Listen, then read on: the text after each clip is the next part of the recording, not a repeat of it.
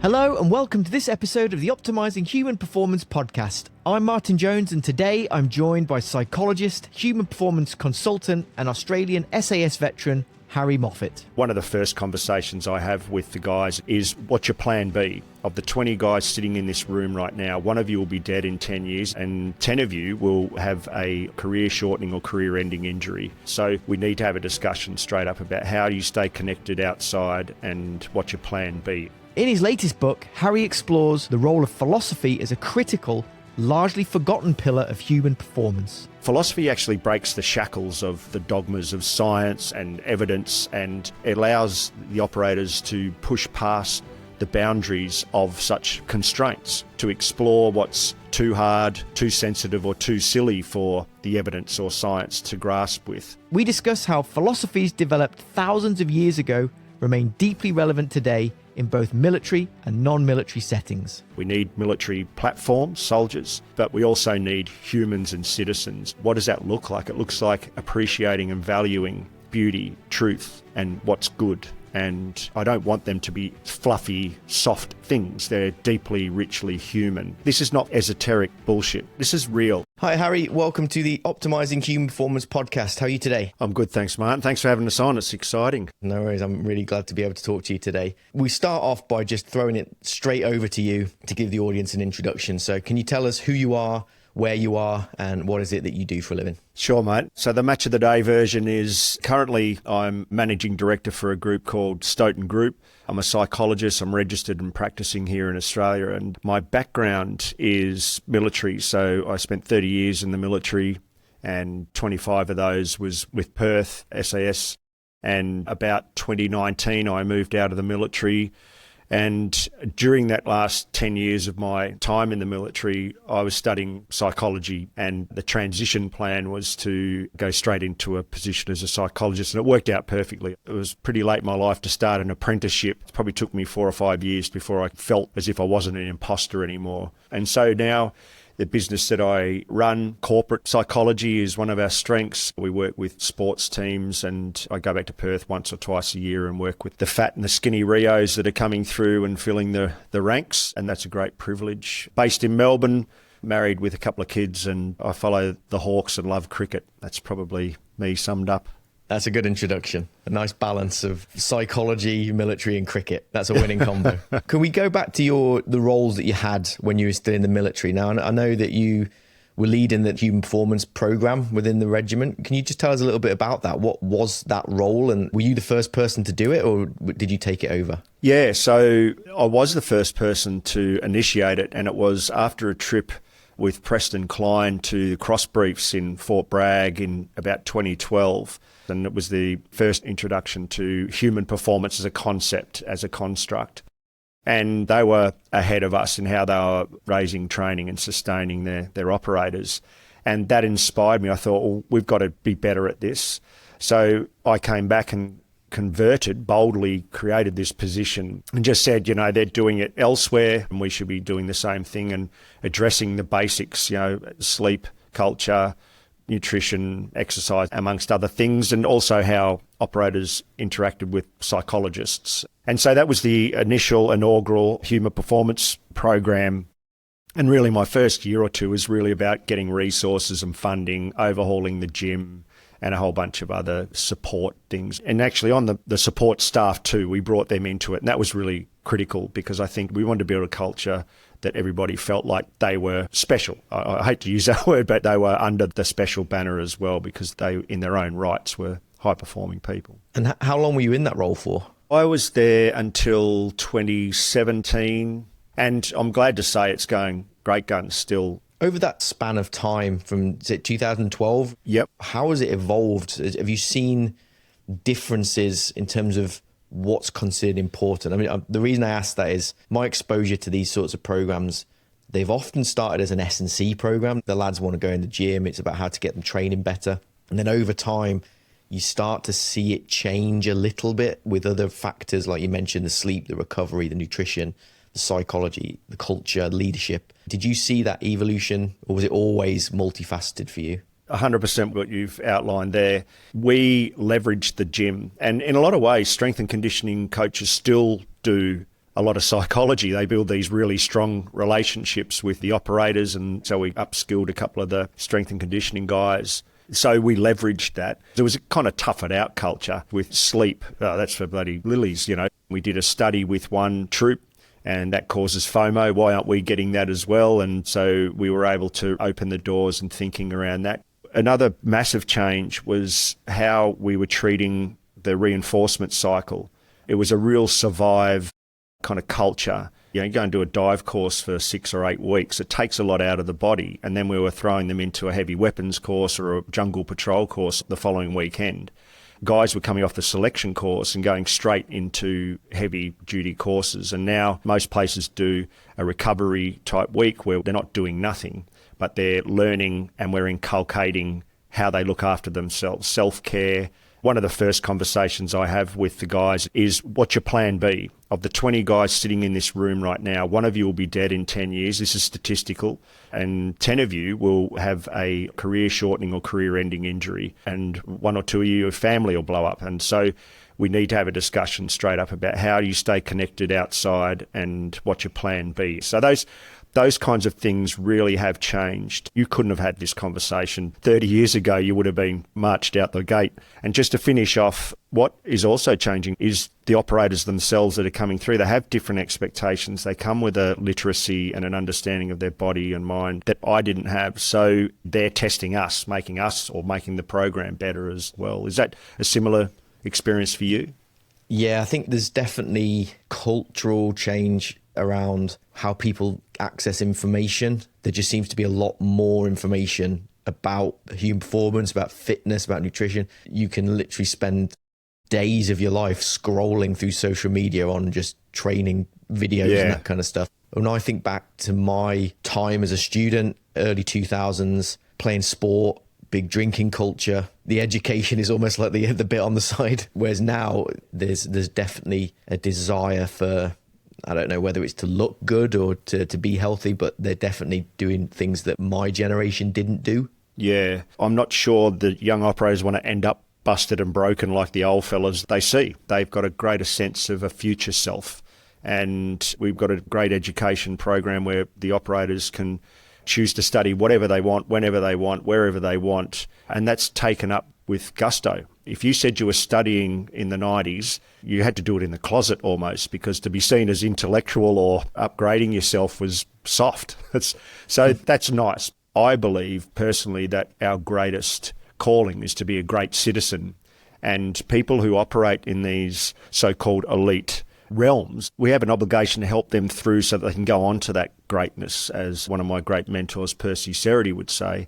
And all that experience, all the trauma, all the patina that they build up over their lifetime, that's going to contribute to them being great citizens and being able to share that back into society. So I think there's almost a moral obligation to have good processes around them. That transition piece, I think, is something that is really important, because there are some people who stay in these units for a long, long time, but realistically, it's not a lifetime. You leave at some point and you go on and do something else.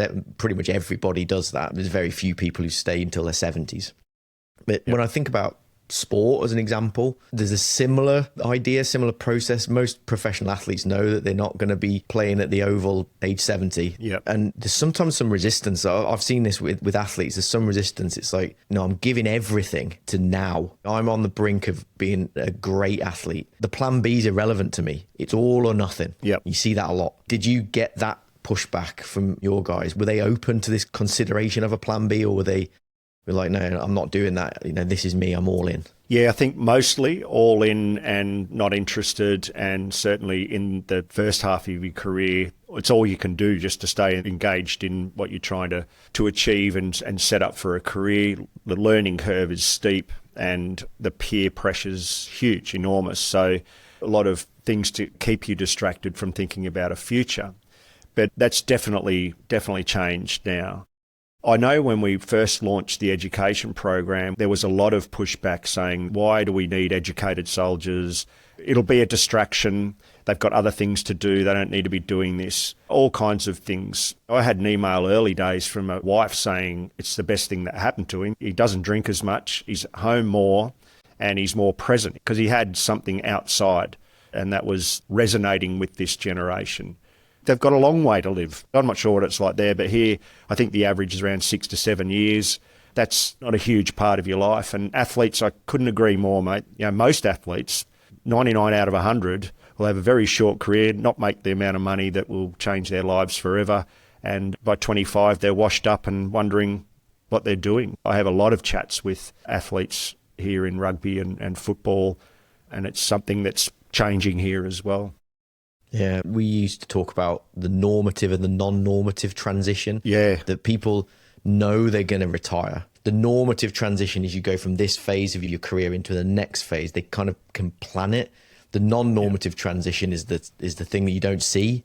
It's the career-ending injury. It's being medically retired. They know it is a possibility, but they don't think about it. The 25-year-old who's now told, that's it, you're done. What you've been planning for to this point, you cannot do anymore. Yeah. That's when I've seen the real problem in transition, when it's just, I use the analogy of a three-legged stool, that their life is built on these three legs and one of them's now been knocked over and the stool's gone. You don't support the weight anymore. Yeah, I like it. I often talk about tapering as opposed to transition.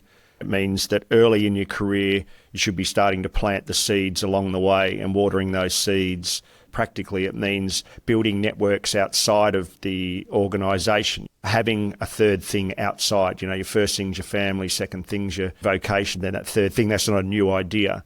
And so you can start planning and sowing the seeds along the career, and that gives you a throughput and a net to fall into. But anyway, as I said, the younger generation are a bit smarter these days, I think. Yeah. Somebody came to me to do a master's degree many years ago when I was still working in universities. He was from a part of UK Defence, and he was a really bright guy, near to the end of his career, and wanted to do a master's degree, then started to talk about a PhD. I was like, mate, all over this. Let's do it. Let's do a PhD.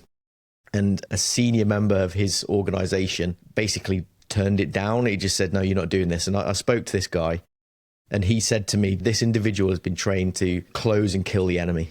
We do not want him doing this. And I thought, wow. Crazy. Yeah. That was it. He's been trained to close and kill, not to think, not to educate. He never did the PhD in the end. Real shame. So your path into psychology then, how did that happen? Was it like, I might go into strength and conditioning, I might go into nutrition? Did psychology just emerge, or was there a story behind why psychology? So when I was 12 years old, the Princess Gate burst onto the front pages and the grainy black and white TV screen at home. And that's that classic, a couple of operators stepping across the balconies to get ready. And I didn't know what the hell that was. I just knew that was what I wanted to do. I just went, whatever they're doing, that's it. So I was set on a path, and I always wanted to go back and study. And my father said to me once, be the first Moffitt to go to university. And my father's a profound influence in my life. So there's a little bit of all of that stuff. Plus, I was just genuinely really interested in psychology. At school, we had bits and pieces, exposure to it, and I always really gravitated towards it. And I was also very interested in philosophy, and not to the degree I am now. I didn't even really know what it was back then, but Socrates just grasped my mind. It's kind of captured me. Who is this dude, And not a character on the Bill and Ted film. No, that's right. That's how I first came to Socrates, watching Bill and Ted. Yeah. Socrates Johnson. Exactly. It's kind of like that. It was a picture book. I think it was like a world encyclopedia or something, and this character jumped out. So inevitably, I decided to study. I just thought, well, bugger it, I'll just start doing a unit. And I started really in 2005 or 6, which was 15 years into my career. I'd study in foxholes and in the invasion of Baghdad and wherever, all around the world. And I found it a tonic, especially as a leader and a team planner and mission controller in my later part of my career and the senior soldier. I found it was a great tonic to break from the relentlessness of operations. I'd go and finish a paper on Maslow or something. It was just wonderful break. And so that was it. And I was never going to get into philosophy because I figured that there's not many people making a crust out of philosophy out in the world. And I don't see myself as an academic. I'm a small P barside psychologist. That's where I do my best work. And I had that kind of approach. And I think that's handy as an ex-operator. I think that's how I can make the most of my experience. I love that. There's a lot there to get into. The Socrates bit is interesting. There's a lot about Socrates and his military experience that shaped a lot of his philosophy. Yeah, he's a sergeant major. Yeah, there's the time and time again, there's a hoplite back when he was fighting for the Athenian army. You can see it influenced his philosophy of life. And I think you can go through history and see all these psychologists or philosophers as they were then. The exposure to combat, to the military way of life has influenced how they think about their philosophies. It's something that you see over and over and over again. There's something there.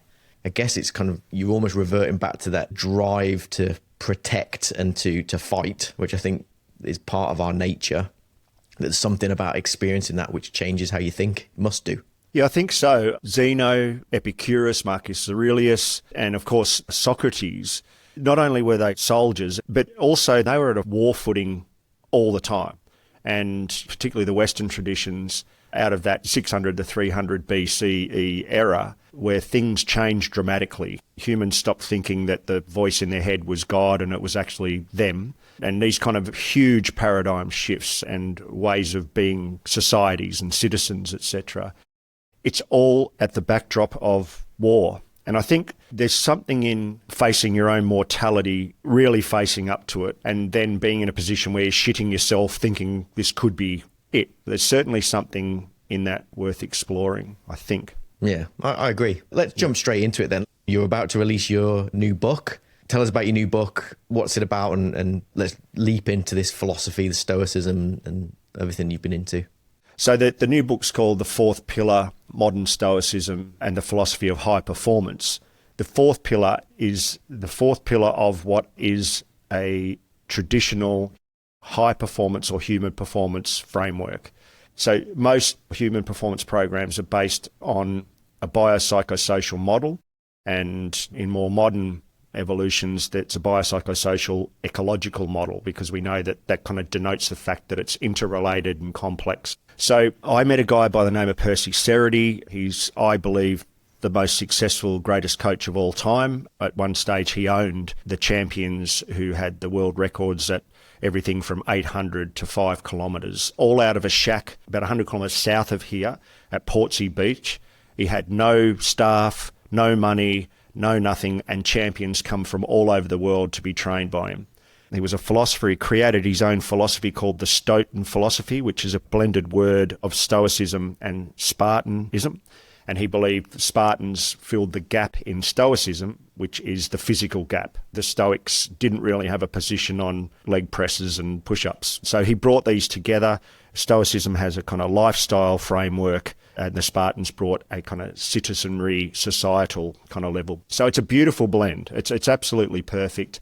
He believed that the philosophical pillar, as I've called it, was the most important aspect to train and nurture inside a young athlete. If you listen to Herb Elliott, one of the greatest milers of all time, he said, I'm kind of paraphrasing, but he essentially said Percy Cerutty didn't train you how to run harder, faster, further, etc.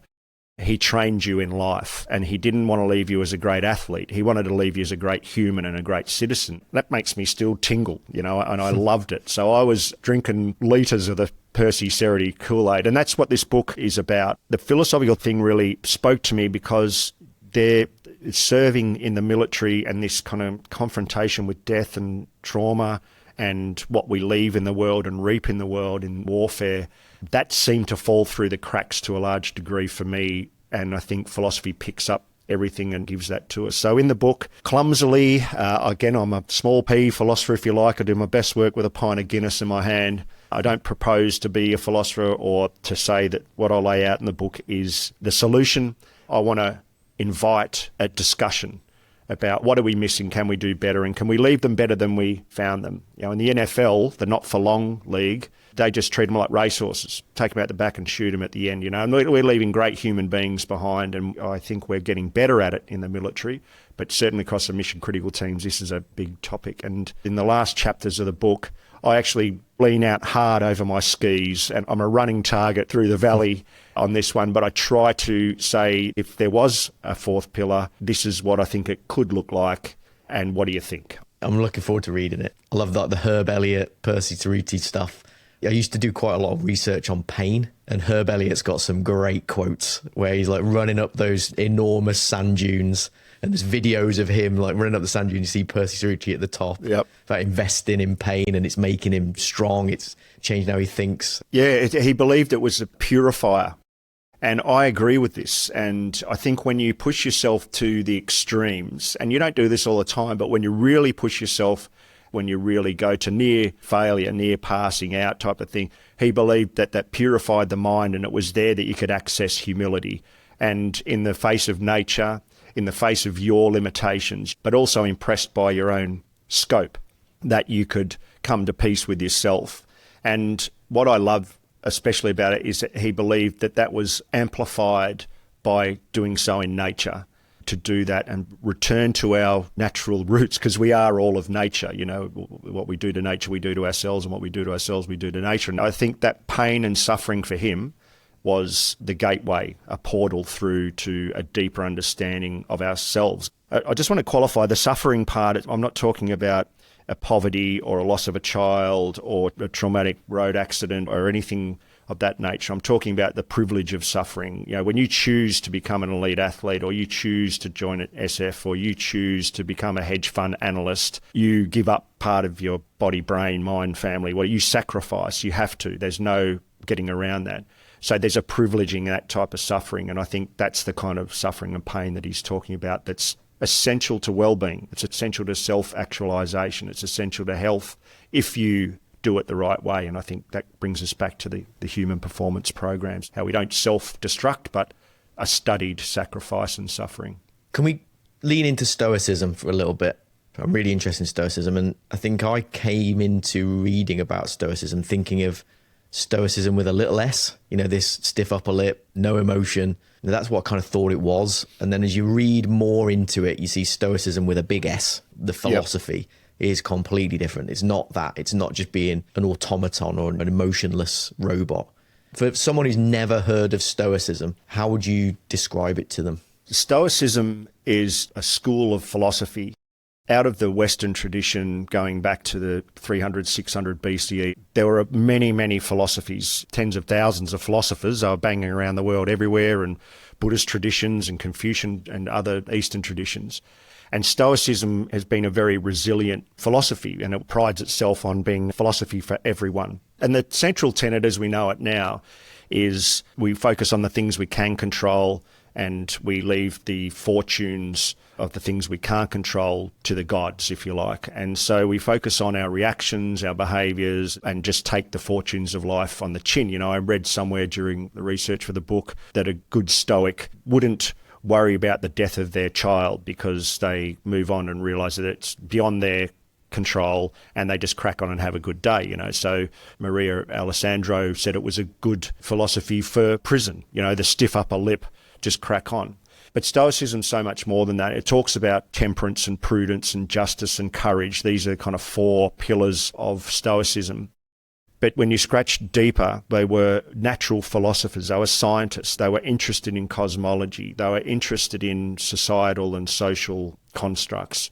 They were interested in health and well-being. They were interested in sex and what that meant to be human and to procreate and all these things. I like to remind people that Stoicism is not just about a good philosophy for prison. It's so much more, and it survived for a reason because it was a very holistic kind of philosophy. They looked at everything, the inner self, the outer self, and also off into the universe, and wondered about the stars.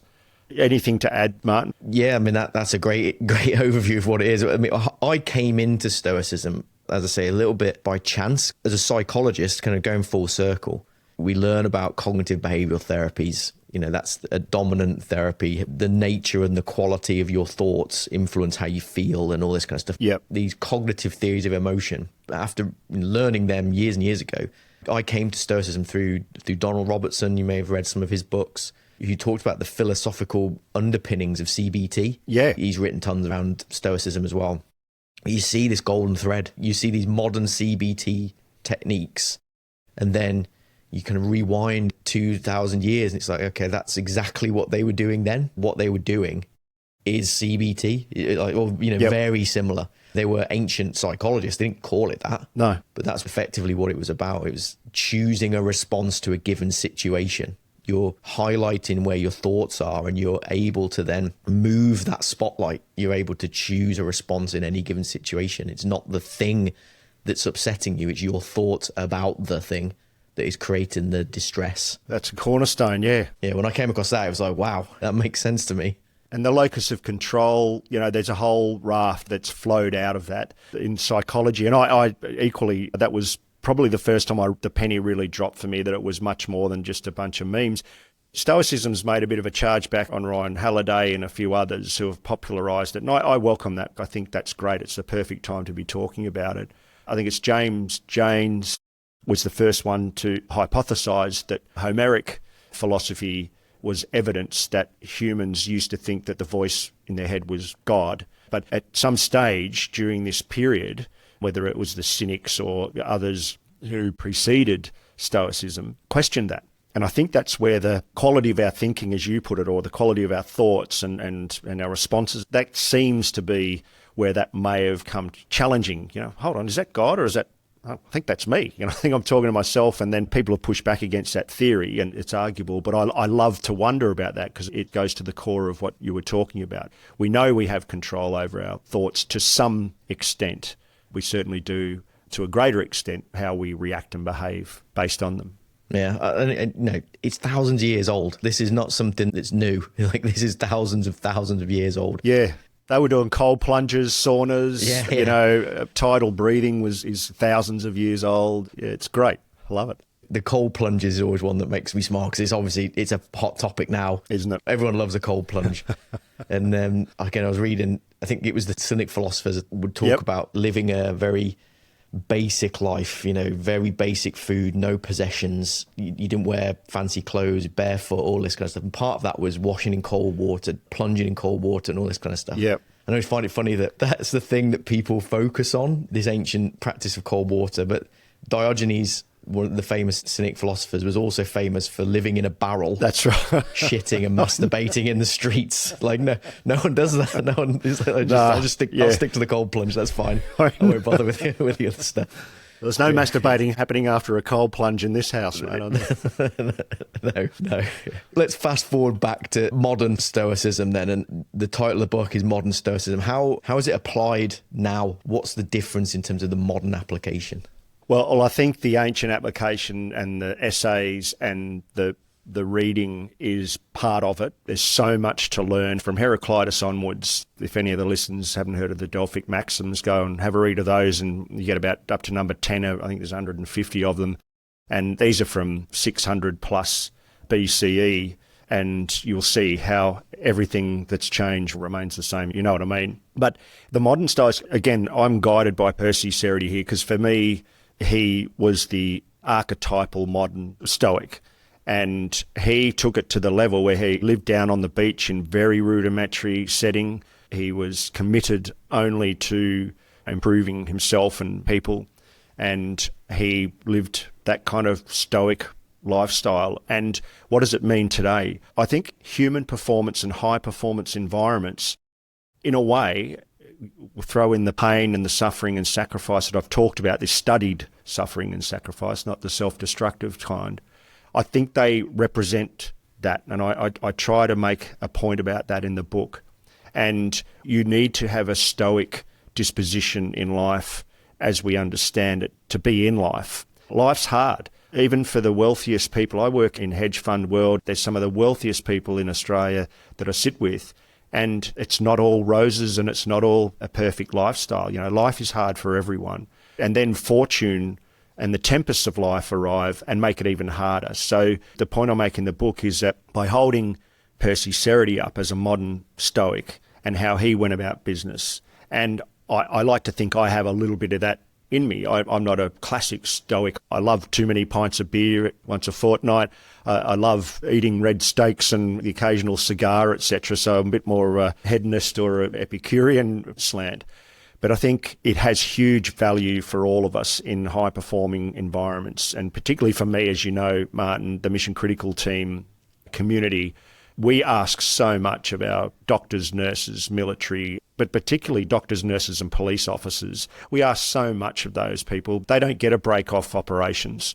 It's relentless. It's coming every day. The door's opening every day, and there's parts and bits that we can wrap around them that we can learn from modern Stoicism. And I think that biopsychosocial, ecological and philosophical frameworks are great ways to do it. And for a large part, we do it really well.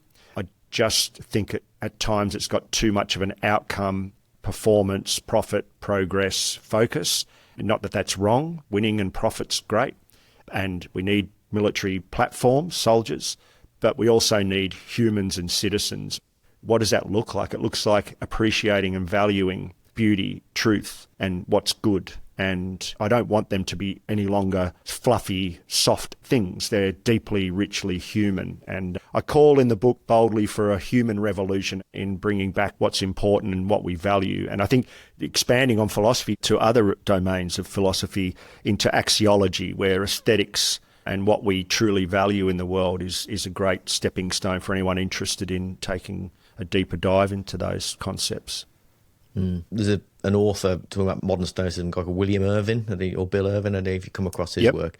He talks about Stoicism, the way to practice it as a modern philosophy of life is to do it covertly. Just don't tell anybody, just do it. And because I think he sort of talks about this stigma around professing to be a philosopher, professing to be a Stoic. There's a bit of a negative connotation. Yeah. Do you think that that's true? I mean, in terms of if we go back to a human performance program, maybe in a mission critical team, are we saying, right, today's lesson, we're going to talk about Stoicism? Is that how to do it? Or do you think we infiltrate, if that's the right word, these principles into just the rest of the thing that we do? And we don't necessarily say, oh, by the way, you are learning an ancient philosophy and we're applying it in a modern way. How do we embed this into a modern, high-functioning team, high-performing team? Yeah, I actually think a lot of it's already happening. In the book, I make the point that there's a number of things in life that would intuitively come under the banner of psychology, for example, or physiology. But, necessarily so, particularly in these high performance programs or environments, we need to hug the evidence, the science. We've got regulations and we've got to do no harm. But philosophy actually breaks the shackles of the dogmas of science and evidence, and it allows the operators to push past the boundaries of such constraints, to explore what's too hard, too sensitive or too silly for the evidence or science to grasp with. The book's less about evidence, although that's important, don't get me wrong. It's about the balance and more focus on what's evident to the operator. A good example of this is that mental skills is huge at the moment, and there's any number of mental skills coaches kicking around, and I get it. There's some great value. Most of those approaches come from CBT, ipso facto Stoicism, and they're valuable. They're hugely valuable in a kind of therapeutic or a counselling or a training session, and they have good evidence around them. But my approach would be more about what's evident to young Harry Moffitt. What are the models, or what are the things, the constructs, the psychological schema that he uses to navigate the world? And I use myself, I never thought about self-talk as much of a thing. I didn't really gravitate to it. But I always used to call the voice in my head the commentator. And he was a cricket commentator, and here's Harry, comes into bowl. Oh, it's rubbish again. He's rubbish. They should drag him. He's no good. Get rid of him. And that was how I thought about the voice and the imposter syndrome and the negativity. And we got beasted, Martin, in our training back in the 90s. Absolutely beasted. When I think back now, it's bullying on an industrial scale. Just about. It was pretty bad, and you just survived. You were in almost freeze motion all the time, and it took. We had to emancipate operators off the training cycle and convince them they could do the job, because they're just in assessment mode forever. And so that commentator became useful when I started approaching the psychologist. I remember Andrew Butchell grabbed that and said, what if we put another commentator in the commentary box? So you get where I'm going now. And now I've got the cynical negative commentator, which I think you need, because occasionally you do fuck up and you need a slap across the face. But I've also got someone who's kinder, who's an advocate, and it's a nice construct for me to use. And then I've got Richie Benno in the middle, who's the moderator, if you like. And so a long-winded way of saying that these models, how we not ignore the evidence, but we push it aside and bring up what's evident to the operator and find ways of doing it. I think this is an activity of philosophy. I think it's the same with emotional intelligence. I think that belongs under a philosophical banner, because how we attend to the world, the quality of our perception, this kind of comes to the crux of it. Our perception, our attention, what we attend to in the world, what we value in the world is hugely important, the condition of our philosophical disposition. So briefly explain, we've got a physical condition that we can work on, a psychological or mental condition we can work on, and there's a social condition that we can work on as well, how we relate to people, how we condition ourselves to the world and fortune. But at the centre of all of this is an experience, a consciousness, our mind, a qualia of life. And I think that has a condition as well. And what are the skills that we use to condition our minds? And I think that's what's at the centre. And if we constrain our operators in what was it William Blake called the mind-forged manacles of society and high-performance programs and evidence, etc., how do we free them occasionally to explore themselves and get to know themselves at a deeper level, not just as a function of a capability? And I think this is, it's key, and philosophy opens the door to the richer, deeper depths of our thinking. It pushes past the barren landscapes that technology is leaving and into the wildlands and grazing on the highest intelligence of our being, to find who we truly are and what we truly are. And I think there's a key part for this to me that answers a whole lot of questions about how we leave our mission critical team operators. That's deep. That's deep. I love that. I love it, Harry. It is. Mate, I'm going out on a limb. So. I love it. No, I think, just reflecting, I think the nature of these people, the nature of the beast, if you're going to volunteer to be in a mission critical team, I don't know, maybe I'm wrong, but give me some feedback if I'm getting this wrong. People don't join the regiments so that they can tell everyone about it when they've finished. It's like, if you could climb Everest, but you can't tell anybody, would you still want to do it? Like, if you can't post it on Instagram and you can't do that, would you still want to do it? And I think people are doing things in order to show it. It's the status, the gratification of showing people that you're doing something. And I think that Stoicism fits really well as a philosophy of life. If we talk about that dispositional Stoicism, the kind of person you are, if you are interested in learning about the process, and the process is the reward, it's being resilient, being robust, living in accordance with nature is the reward.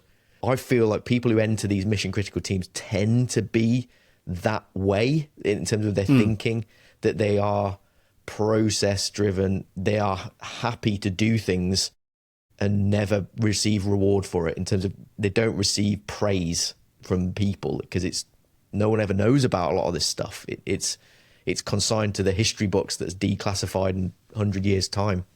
So I think it seems to fit the military mindset. I think so. We've got all these military examples. There's another one that I talk about a lot, with James Stockdale, the Stockdale paradox. His experiences being shot down over North Vietnam as his jets in flames behind him.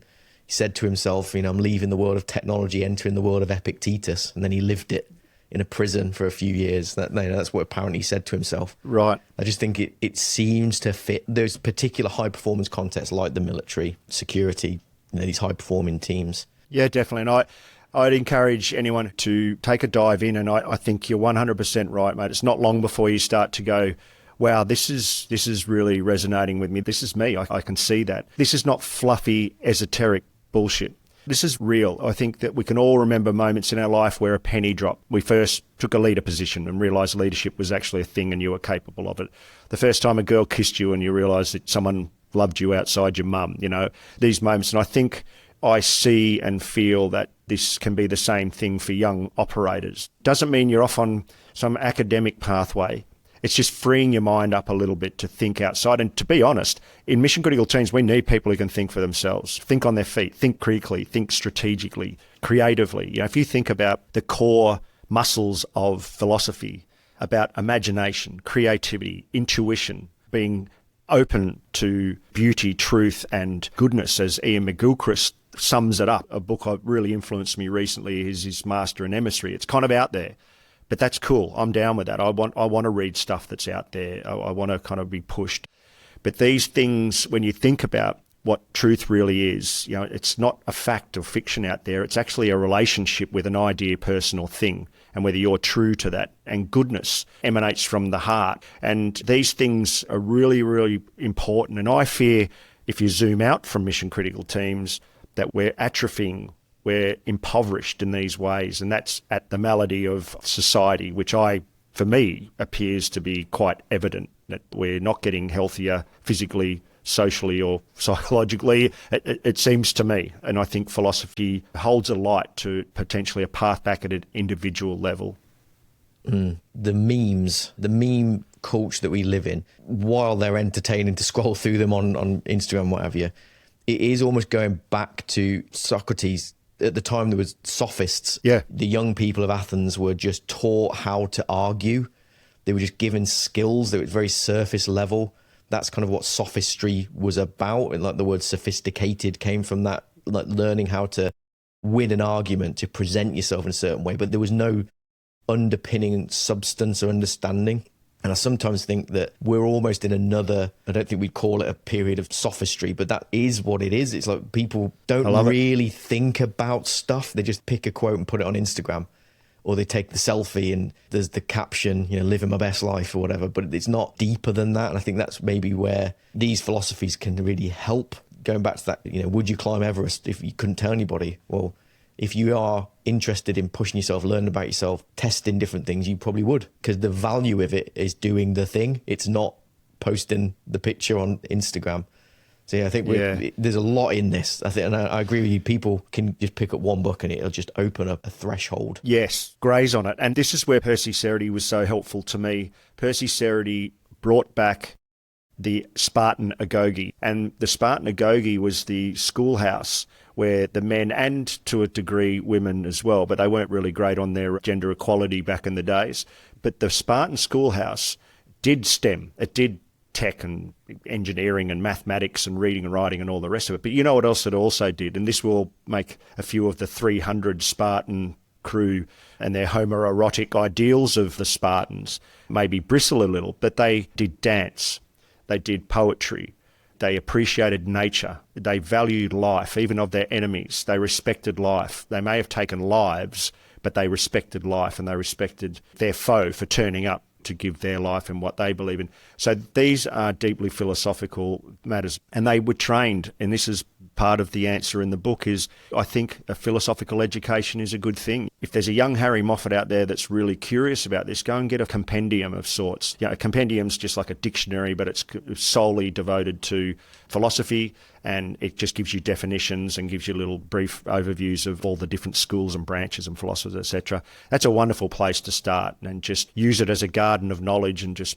pick and graze through that. And Percy really, that's what he opened my mind to. And I hope everyone can find a Percy Cerutty somewhere. He's a good place to start. Yeah, I would have loved to have met him. Same. I bet he was a fascinating guy. Yeah. Apparently it was a bit of a pain in the ass, but all the great change makers are, I think. yeah, absolutely. Harry, we've been talking for a while, and I'm conscious that you're a busy man. I don't want to take up too much of your time. So first and foremost, thank you very much for taking part. Now, you've led a life. You've done some stuff, Harry. I don't think we've had anybody who's had the same sort of story as you, especially someone who's also a rock star. Well, you can't do the podcast without telling us about your recording career. Tell us about that very quickly. Yeah, well, I wouldn't say a rock star. When I got on stage, more of a monstar. So the Externals, we like to say, are the only special ops rock band, original rock band on the planet. That's a tagline. But we just released our 7th studio album, available on Spotify if you're interested. We make no money out of that, so it's not a plug. It started off in the regiment. It was all operators, and we just did it for shits and giggles, and it just hasn't stopped. And we've just finished a down south tour of Western Australia. We head on a short road tour with a band called the Cosmic Psychos, who are a big band. They tour with Pearl Jam pretty regularly. Yeah, so 3 or 4 times a year we all get together and go and play punk rock and drink beer and smoke cigarettes or do whatever other stuff. And it's wonderful, mate. It really is. And, I guess we're rounding it out, but punk rock really, I love it. It's disruptive, it's grungy, it's grassroots, it's thinking for yourself. It really, I think, has a really raw... Whenever I listen to the Sex Pistols, arguably my favourite band, and never mind the Bollocks, an absolute brilliant album, still a top 10 today for me. Whenever I listen to that, it does, if you listen past the noise and clutter, there's a longing for something deeper than what society's dishing up to us, the garbage and the crap and the politics and all the rest of it. And I think punk rock elevates us above the din, and it's fucking good fun too, mate. So do yourself a favour, if you're down under, come and see us and have a listen. Our latest album's called Back on the Cans, and it is what it says, back on the cans, getting back on the beers, and nothing wrong with that bit of hedonism. Awesome. We'll get it in the show notes. We'll get the link so people can get straight onto Spotify and listen to it. Thanks, mate. How can people reach you? Is there a way of them following you or seeing what you're up to, or even getting hold of your book or books? Several books, not just one book, is it? Yeah, got a couple. The first one was 11 Bats, if you like your cricket. The new book's called The Fourth Pillar, Modern Stoicism and the Philosophy of High Performance. I'm on all the socials, and the externals are as well. If I was listening, I'd probably be more interested in that than Harry Moffitt. So we'll get it all in the show notes. Thanks, mate. Harry, to wrap up, I want to pass it back to you to close off the episode. You've probably heard this before. It's usually a pearl of wisdom. It's something that you want to reiterate, or maybe something just to inspire people. So no pressure. Yeah. How do you want to wrap this episode up? Well, I guess what I would say to people is read. It's almost an elite practice now. And I get people listen to books, and that's cool, long car journeys, etc. But for Christ's sake, read books. It's a radical act of self-love, and it's a wonderful way to find out about yourself. And reread. If you love a book from the past, read it and then flip it and read it again. But reading is a great way to promote everything. Patience, slowing down, opening your mind up to different things, mind wandering. That's something in Stoicism, if you scratch deep enough, you'll come across. And it's just a wonderful way to be in the world. And I think it's an elite practice. It really is. And will it make you better? Yes. Will it make you faster, stronger, jump further, shoot better? Maybe, but I tell you what it will do is it'll take you broader, deeper and richer into yourself. And I don't think enough of it's done. I'm 57 now, mate. I reckon I've got 200 books left in me. And a couple of the big ones are going to consume a large part of that. And I'm pretty explicit about that to a large extent. But that practice, once it's bedded with you, you can't be without it. And the other part to that, the extension of that, is grow a library. Fill it full of books you haven't read. Fill it full of books you want to read. Fill it full of books from your childhood. Collect them. Fill it full of books that your father read, your mother read, that your brother and sisters have read. Buy those books. In the next month, like you do to the gym, go to a secondhand bookstore and wander around in it with no outcome, no focus. Just wander and let your curiosity take charge. Practice curiosity. Oh, I remember that book from my childhood. Grab it. And when your library's there and you can sit in front of it, you calling to it, it calling to you, that's a profound act of self-love too.